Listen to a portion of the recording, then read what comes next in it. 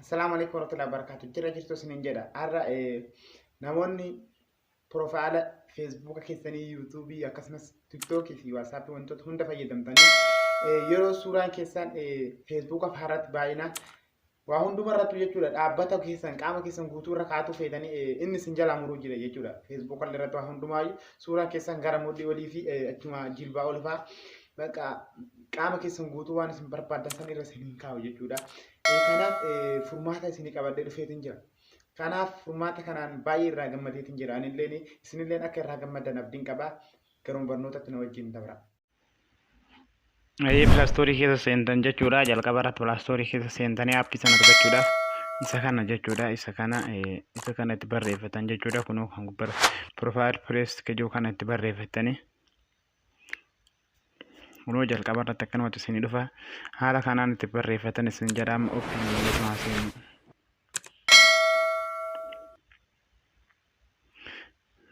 amma reefu seeneetiin tureeni. Jalqaba irratti akkatti isinii dhufa jechuudha. Isin hayyama kennitaniif halluu gootanii seentan jechuudha. Akkatti isinii dhufa jechuudha. Akkatti bifa babbareedduu tana jechuudha. Kan inni qopheesse kun hundinuuyyuuti. Haala kanaan jechuudha bifa babbareedaa. Guyyaa dhaloota waan hundaanuu kan qophaa'ee jira jechuudha. Loovii kan waan hundaanuu qophaa'ee jira. Isin gamana daddabarsitanii jechuudha bifa barbaadan keessaa barbaadatan akkana achi dabarsitanii akkana dabarsitanii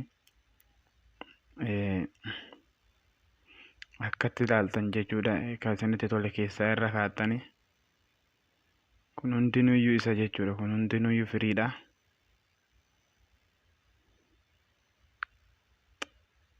Difama.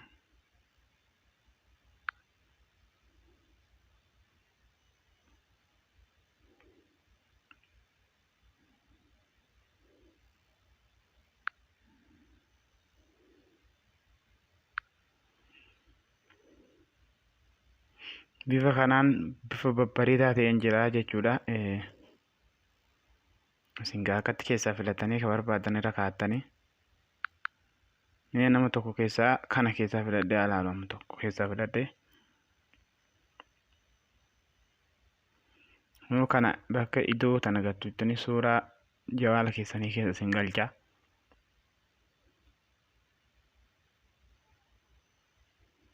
Suuruma kiyya kana tokko filadhu.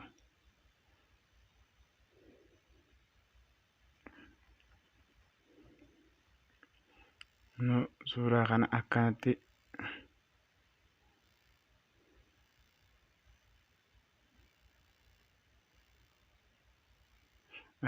qixxeeffatan jechuudha.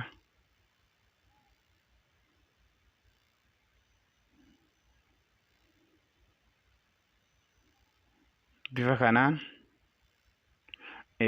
kanaan jechuudha. Jala kanarra akkatti itti qaqayyartanii bifa kana fakkaatu kafeetan irra kaa'atan jechuudha. Akkatti bifa barbaadan irra kaa'atanii akkasitti ol qixxeeffatan isiniin jaa baay'ee bareedaadha. Feacbook irra kaa'etti isin garsiisan kun akkanatti qaama kana guutuun ni mul'ata jechuudha. Achi booda asumaan seef godhatanii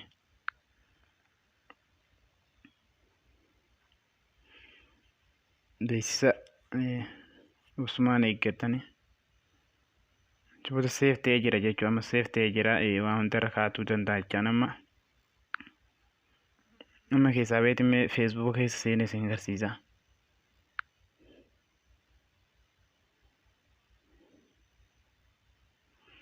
Facebook keessa seeneetu nama isin agarsiisa.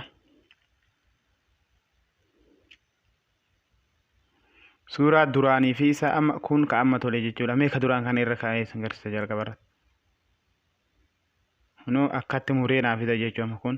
Kun harkaallee waa hundaa irraa muree naa fida irraa deebiseetiin kaan irra kaa'ee isin agarsiisa. Kun akkanumatti dhufee cinaa ta'a jechuudha kullaan. Bifa baay'ee bareedaa kunu akkanatti qaama guutuudhaan akkatti cinaa ta'an isiniin jedha. Waa hundaa irra kaa'adhaa irraa fayyadamaa. Akkasii galatoomaa isiniin jedha.